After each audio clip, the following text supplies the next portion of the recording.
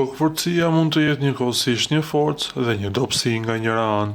Ajo nënkupton vendosmërinë dhe qëndrueshmërinë e palëkundur, por nga ana tjetër mund të vështirësojë kompromisin dhe marrëveshjet.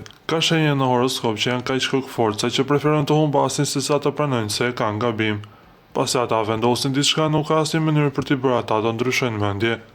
Njihuni me 3 shenjat që nuk dorëzohen kurrë. Demi është padyshim shenja më kokëforte e zodiakut. Pasi ai merr një vendim, nuk ka asnjë forcë që mund ta bëjë atë të ndryshojë mendje. Këmbëngulja e tij kufizohet me keqardhje dhe nëse përpiqeni të impononi mendimin tuaj, ai thjesht do t'ju injorojë. Atij nuk i pëlqen më së shumti ndryshimi dhe vlerëson më së shumti stabilitetin. Kështu që nëse e sheh diçka të drejtë, ai kurrë nuk do të devijojë prej saj, pavarësisht se çfarë argumentash i jepni. Luani është kokëfort, por për një arsye krejtësisht të ndryshme, krenarin.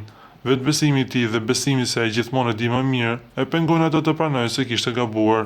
Nëse përpiqeni ta bindni të bëjë diçka ndryshe, do të merrni rezistencë të fortë, sepse atij i pëlqen të thotë fjalën e fundit.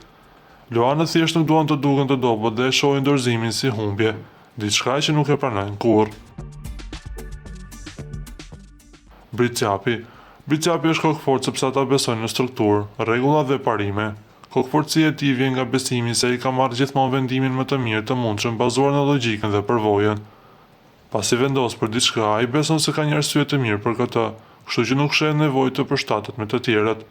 Qëndrueshmëria e tij mund të jetë një burim zhgënjimi për ata që përpiqen të debatojnë me të, sepse ai nuk lëviz as nën presion.